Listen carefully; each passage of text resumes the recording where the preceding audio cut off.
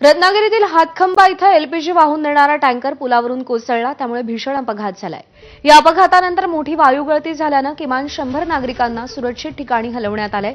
मुंबई गोवा हायवेवरील वाहतूक ठप्प झाली आणि त्यामुळे प्रवाशांना पर्यायी मार्गाचा वापर करण्याच्या सूचना जिल्हाधिकाऱ्यांकडून देण्यात आल्यात। मागच्या 2 महिन्यातली ही दुसरी घटना आहे। मात्र वायुगळती झाल्यावर नागरिकांना तात्काळ सुरक्षित ठिकाणी हलवल्यानं मोठी दुर्घटना टळली। दरम्यान एलपीजी टँकरमधील गॅस ट्रान्सफर करण्याच्या प्रक्रियेला आता सुरुवात झाली आहे। आसपासच्या घरातील सर्व नागरिकांना आवाहन केलं की प्रथमतः घरातील सर्व लाईट्स बंद करा। गॅस जर सुरू असेल तर तो बंद करा। सर्व नागरिकांनी आपल्या घरातील लाईटी बंद केल्या।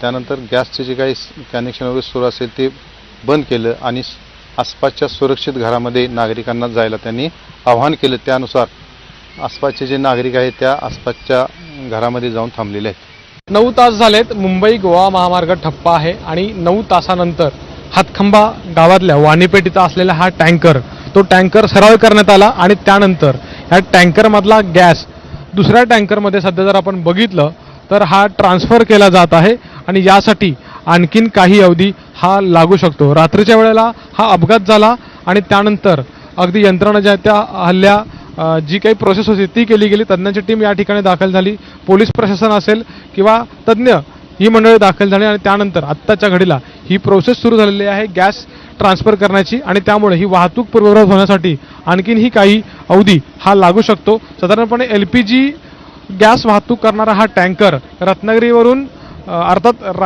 जयगड जे आहे लोकेशन त्या जयगडवरून कोल्हापूरच्या दिशेने जात होता आणि त्यानंतर हा टँकर इथं पलटी झालेला आहे। अर्थात गॅस ट्रान्सफर केल्यानंतर हा टँकर जो आहे एमटी टँकर तो देखील वरती काढला जाईल आणि त्यानंतरच ही वाहतूक सुरळीत केली जाईल। सध्याच्या घडीला ही वाहतूक जी आहे मुंबई गोवा महामार्गावरची ती पर्यायी मार्गाने वळवण्यात आलेली आहे आणि टँकर पलटी होऊन महामार्ग ठप्प होण्याची मागच्या 2 महिन्यातली ही दुसरी घटना आहे।